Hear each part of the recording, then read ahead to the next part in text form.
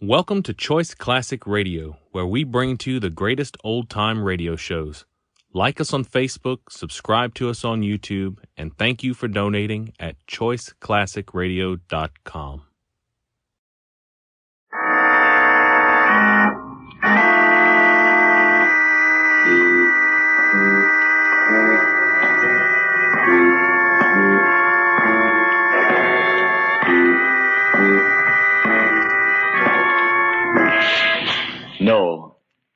No, stay where you are.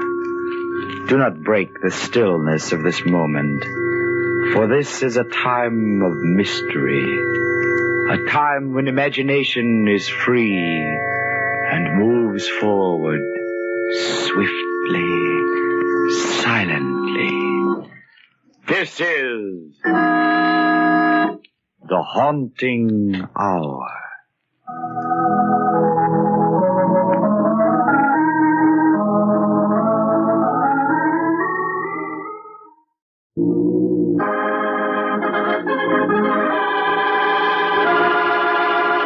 Murder is my business.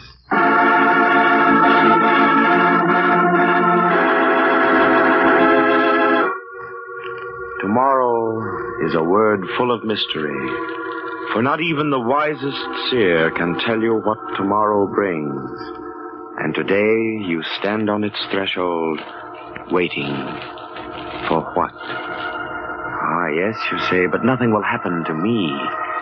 And I say in reply that as surely as you doubt, one of your tomorrows, and maybe more, will be filled with adventure beyond your maddest dream, and I have proof. Listen.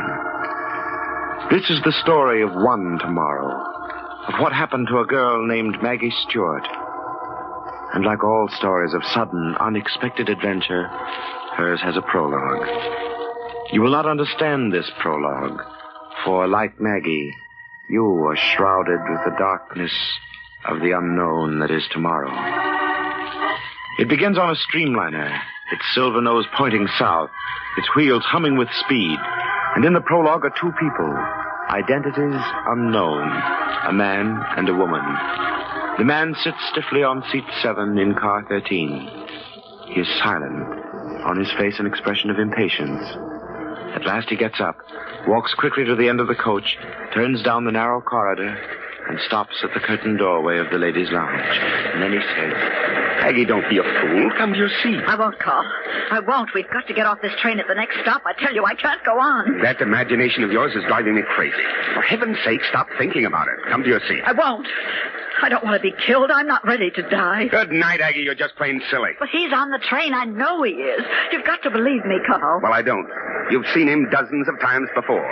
Or thought you did. He got on this train when we did in New York. You're scaring yourself into a fit. Now stop it. Somebody's going to notice. I don't care. I'm getting off this train, do you hear? I'm not going to stay here and be murdered. All right. The next station.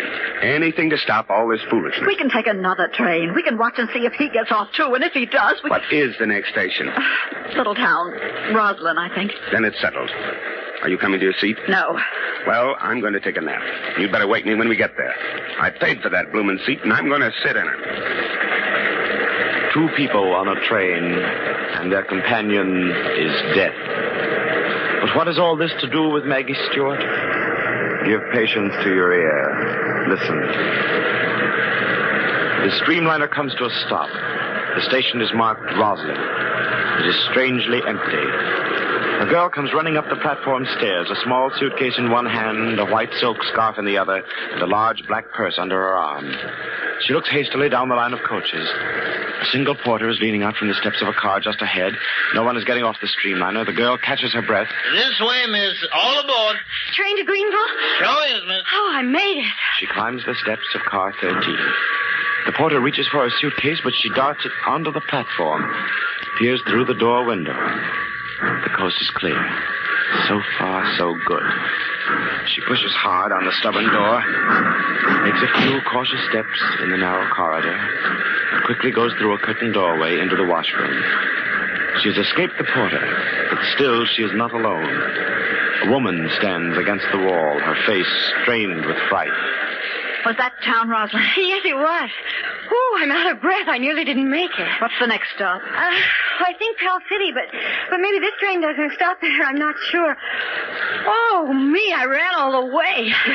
You came in so suddenly. You frightened me. Oh, did I? I'm sorry. Ring the porter's bell there, and he'll come for your bag. Oh, no, I'll just slip it in here against the wall. I'm not going very far. Oh, that's a gun. Oh, don't think I'm a criminal or something. I had it wrapped in this scarf here so nobody'd see it until I could put it away, and now What would a young lady like you be doing with a revolver? Well, now, that's exactly what I told Aunt Margaret people would say. Oh, here, I'll put it in my pocketbook. Aunt Margaret's so old-fashioned. Imagine. She came flying down to the station just to give me that revolver.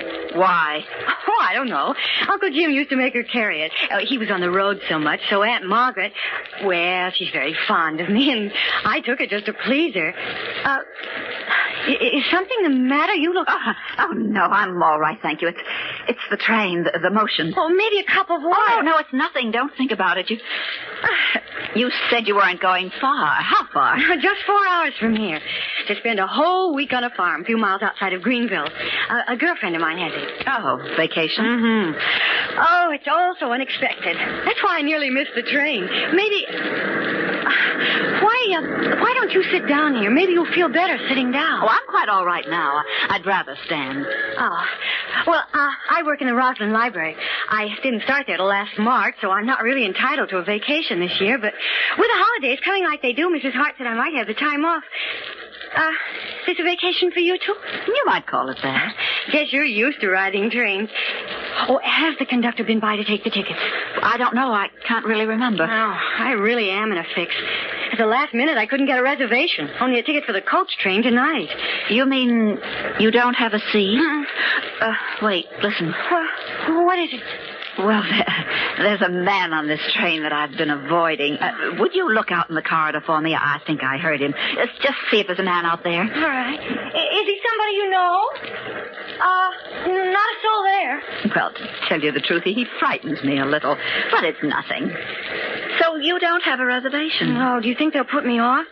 Oh, Aunt Margaret said they were sure to, but I do have a ticket. I don't know. I hear they're very strict. Well, I thought because I'm not going very far that I could just stay in here. Well, there's no need for you to do that. Take my seat for a little while. Oh, no, I couldn't do that. Oh, I insist. I'd be happy for you to have it. In a way, you'd be doing me a favor, and I really can't sit there, the motion of the car. I'd be much better off in here lying down. Oh, but I don't think it's right for me to deprive you. But you're not depriving me. And this trip means more to you anyway. I would hate to be kicked off. Then you run along. Number 7 on the right. There's a middle-aged man on the opposite seat. He's probably sound asleep snoring. Well, you're sure now that I'm not... Well, I suppose I could wait till we're nearly to Greenville and then give the conductor my ticket and explain Of course. And then if it puts you off, it'll be all right. You'll be where you're going. You run along now. Well, I will then. Thank you so much. Oh, I suppose my suitcase will be all right here. I'll watch it for you. Oh, here, don't forget your purse. And Aunt Margaret's ominous revolver. Thank you so much. Goodbye for now. I'll see you later on. And I do hope you're better. Number 7? That's right. Where the man is asleep.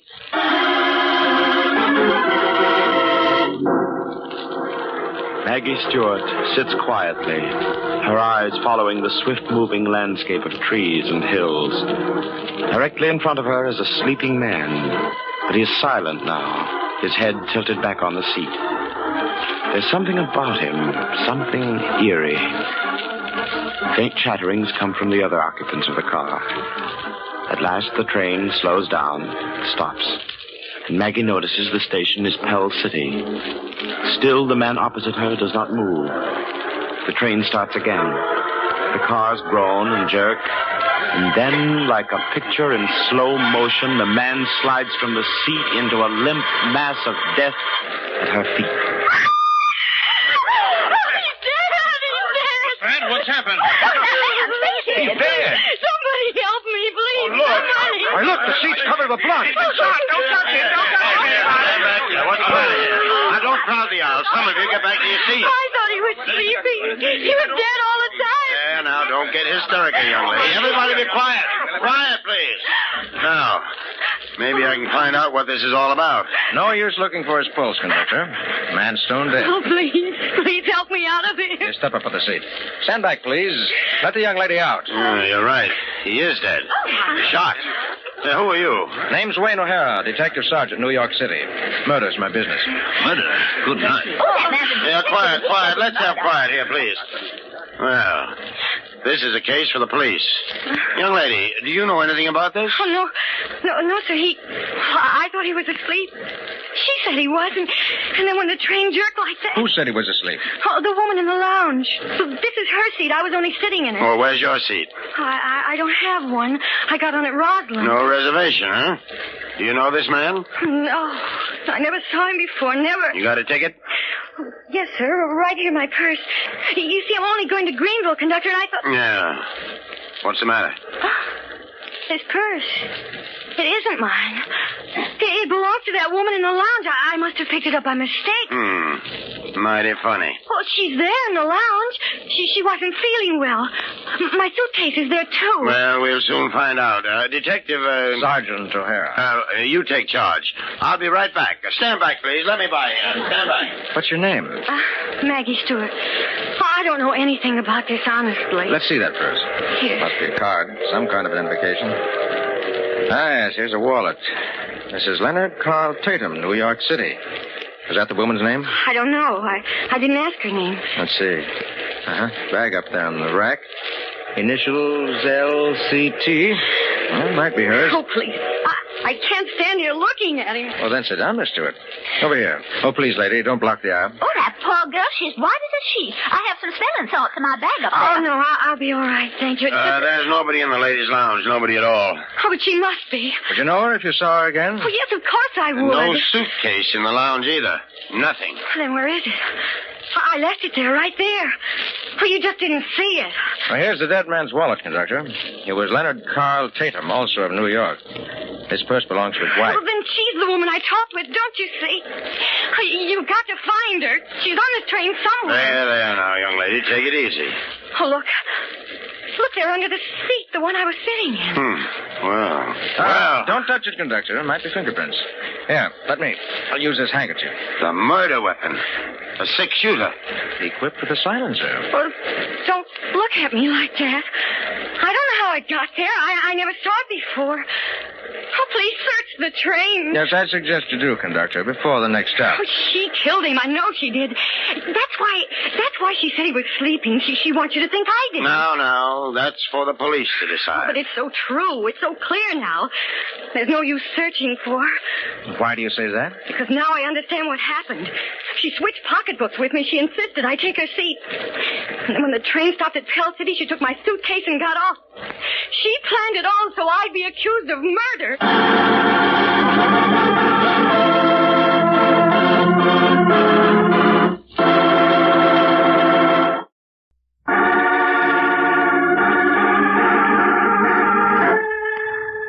When Maggie Stewart, off on a vacation, boarded the streamliner without a reservation, she started on an amazing adventure of murder. In the ladies' lounge, Maggie met an older woman who offered her reservation. And sitting there, Maggie was horrified when the man on the seat opposite, whom she had thought asleep, fell in a heap on the floor, dead. When the conductor arrived, and with him a man who identified himself as Sergeant Wayne O'Hara of the New York Police, Maggie discovered she was carrying the pocketbook belonging to the woman, a Mrs. Tatum, who had disappeared from the lounge, taking Maggie's suitcase with her. Then she realized it was planned. Planned so that she, Maggie Stewart, would be accused of murder.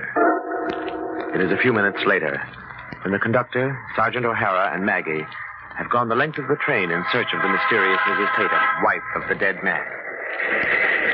Well, that does it. If she's not here in the club car, she's certainly not on this train. I knew it was no use, conductor. I tell you, she got off at Pell City. I know she did. I think Miss Stewart's right, conductor.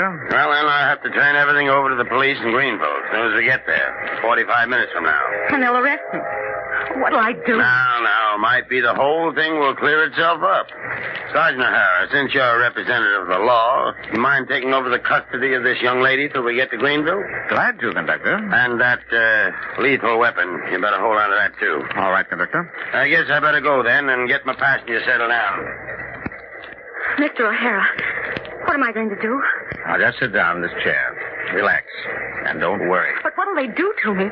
Oh, it's my scarf. It's caught on something you're typing, I think. Oh, that's a novel way of handcuffing a young lady, isn't it? There. Now you're free again. And just sit down. Take it easy. But I don't I mean, What's the matter? Mr. O'Hara. That is your name, isn't it? Detective Sergeant Wayne O'Hara, New York. You don't think I killed the man, do you? Frankly, no. We could only find her. It's awful when your hands are tied like this, when you can't... Oh, but you can, Miss Stewart. Can what? You can at least look for her yourself. Oh, but we have. We look... No. I mean back in Pell City where she got off. Oh. Why not? Find her. Prove your innocence. You wait till the Greenville police get going, it might be too late. I haven't got cuffs on you. You'd go back with me? Back to Pell City? You say the word.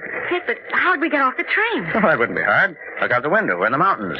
On the upgrades, we'll slow down. Oh. But it's only a suggestion. Always been a man of action myself. Murder's my business, and I like to see these things through. And now I'm afraid murder is my business. All right, Sergeant O'Hara, let's go.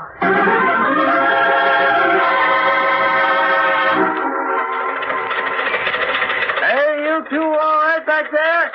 If them tools getting away... No, it's all right. We're very thankful for this lift. How long will it take to Pell City? Oh, now, about half hour, I reckon. Just you two relax. Enjoy the scenery. Mighty pretty country around here, about.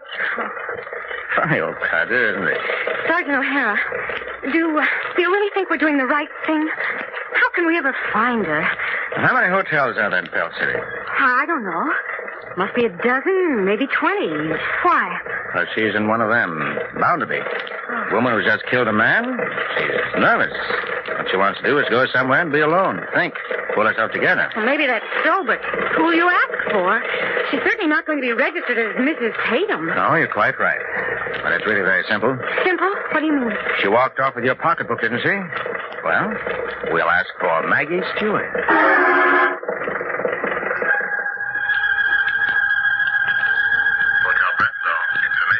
Miss Maggie Stewart, please.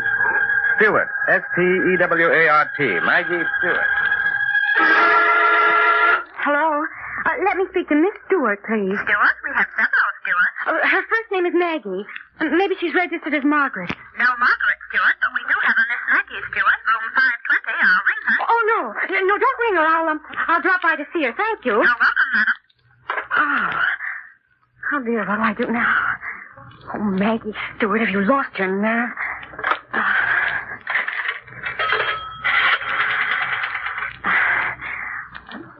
Operator, give me the police, quick.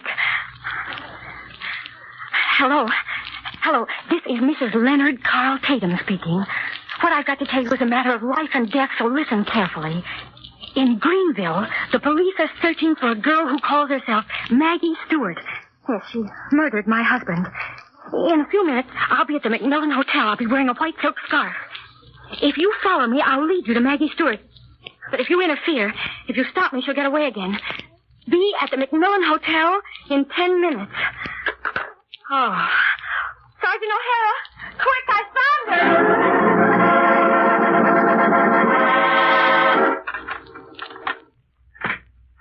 After all, mister, I'm just a bellboy around here. I ain't supposed to let anybody in these rooms. Sergeant O'Hara, look. My suitcase on the bed. And it is the woman from the train. Yes, but where is she? Gone. Oh. Went out about 2 hours ago. You know where?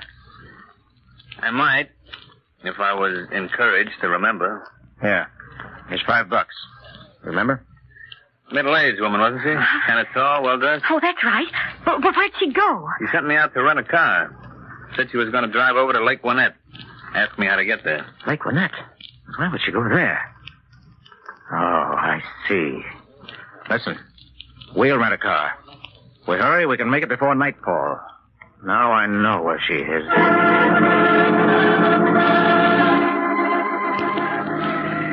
But I don't understand, Sergeant O'Hara. Please tell me what this is all about. Only a matter of deduction, Miss Stewart. I happen to know this lake. There's only one house on it. So Mrs. Tatum must be there. But how could you know? I'm frightened. Well, you're stopping. Mm-hmm. We'll walk up. We'll surprise her. Then let me stay here in the car. I'll wait for you. No. We've gone this far together. You've got to come. Sergeant O'Hara, wait. What is it, Miss Stewart? I know you're not a detective. Of course. I thought you did. Ever since we started for this place. Tell me, how'd you find out? When did I give myself away? In the train. My scarf caught on your typing. It's initialed. The letters don't stand for Wayne O'Hara. Ah, you're clever. I'm a fool. Forgot to take it off. All right, come on. We're wasting time. There's going to be another murder. Oh, please let me go. There's no one here. The house is dark. There's a car on the drive, under the trees. Come along. Here's the side door. You have a key to this place. Who are you? Who? In a moment, we'll be inside. Keep quiet. Don't talk. Stand behind me. Still got this gun in my pocket. Gun for the train. Come on. Follow me. Stand where you are if you move out. Oh. I can see you both in the open doorway. Close it. Go on, close it. Now then. I knew you'd follow me, Mr. Donald Graves Lambert. And tell City I said he's determined to find me, and why not let him? What better place to have this whole thing over with than at his own country house? You do know all about me, don't you, Mrs. Tatum? This is your house? Didn't you suspect that, Miss Stewart? Why'd you bring that girl? You're a coward. But I didn't fool you, did I, Mr. Lambert? No. Miss Stewart, this woman knew I was out to kill her. She suspected I was on the train. That's why she hid in the lounge. But how did you know your husband was dead, Mrs. Tatum? I saw him. Round the corner of the corridor when I mustered up enough nerve to step outside the lounge for a moment. And there was something about Oh, him. please. Please let me go. You'll never leave this house alive, Miss Stewart. In a moment, I'll turn on the lights for Mr. Lambert's benefit. It'd be a shame for him to die without seeing the woman who killed him. She's right, Miss Stewart. I knew her husband, but I haven't the faintest notion what Mrs. Tatum looks like. She counted on that when she gave you her seat. She thought I'd kill you. And then from the pocketbook, you'd be identified as Mrs. Tatum. Oh, please, I beg of you. I know nothing of all this. I'll never say a word if you only... Miss Stewart, you're forgetting. You're wanted for murder. If she kills me, she'll kill you to cover up. Because killing you, Mr. Lambert, is the only way to avenge my husband's brutal death. Brutal? For him, no death could be brutal enough. You and he, Mrs. Tatum, killed my wife. As surely as you're standing there, you murdered her. You're crazy. You drained her of one fortune with your lecherous blackmailing schemes. And when her money was gone, when you threatened to expose her little misunderstanding to me, she took the shortest road she knew. How much she loved me. This woman you killed. And before she died, she told me about you and your husband. And it's taken me a year to find you. 12 months of searching for this night. You know more than I thought you knew, Mr. Lambert. Now look at me. Take one good last look. And Margaret's revolver. Yes, it was in your purse. Remember, Miss Stewart? Yes, and I remember something else. Mr. Lambert. Mr. Lambert. Keep your hands up. Don't move. Aunt Margaret's revolver, and all its life, it never had a bullet in it. That's not true. That's not true. Yes, Mrs. Tatum, it is true. But this gun now. This gun that killed your husband. This gun has only one bullet missing. You better put up your Oh, hands. Mr. Lambert, don't. It's no use. I didn't tell you, but I called the police. Okay, pick him up. We heard everything you said. It's better than any confession I ever came across. All right, keep him up there, Mrs. Tatum. Well, Miss Stewart, cleverer than I thought. Double-crossed me, huh? I thought you were trying to help, but you weren't. You were only using me to kill Mrs. Tatum. Officer, this man is a murderer. Yes, officers, you're quite right. You've got a score to even with her, too. I gotta warn you. Anything you Yes, say... yes, we know. But listen, this young lady here was wrongly accused. She had nothing to do with any of it. We heard all that from outside. All right, come on. We're gonna take you two in. Then I can go, officer? Sure, after a few questions. Ah, We got you to thank for everything. well, what else could I do? I was accused of murder, so murder was my business.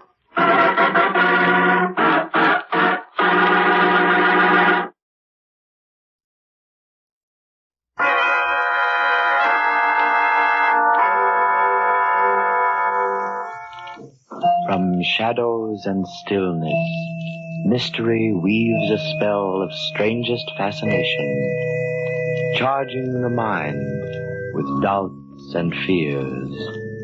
For mystery is a strange companion, a living memory in the haunting hour.